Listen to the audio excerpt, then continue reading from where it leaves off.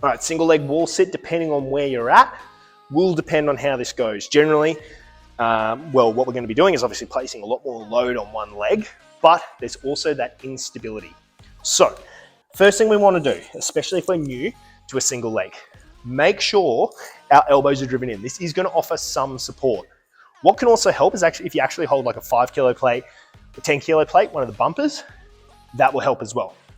From there, coming out onto our one leg.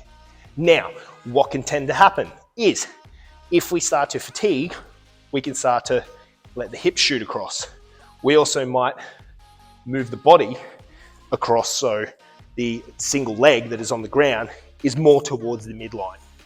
Make sure, guys, and you're going to get more benefit, that we keep the feet, or start both feet on the ground, drive in, get a little bit of stability, and then move across, okay, into that single leg.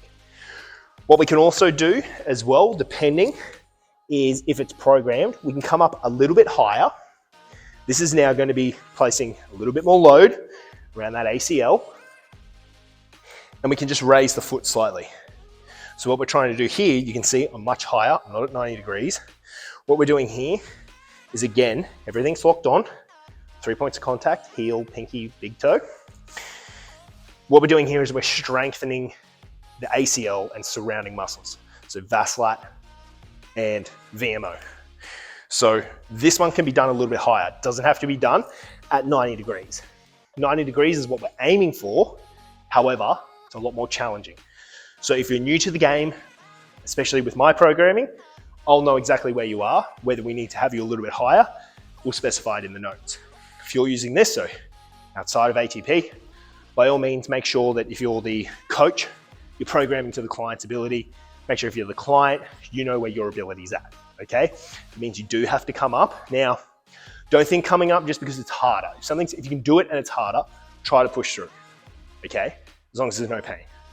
But if you physically can't sit there because you have no stability, increase the angle, come a little bit higher. You don't have to sit as low, all right? Don't get stuck up in this whole social media thing where you need to look cool and be, ass to grass.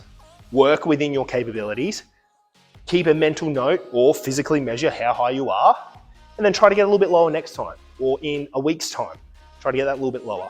But the beauty with these isometric holds, guys, these wall sits, is we are bulletproofing those knees, among other things. We're also increasing that muscular endurance within the quad, but as I said, we're also bulletproofing those knees. So keep that in mind when you're doing your wall sit.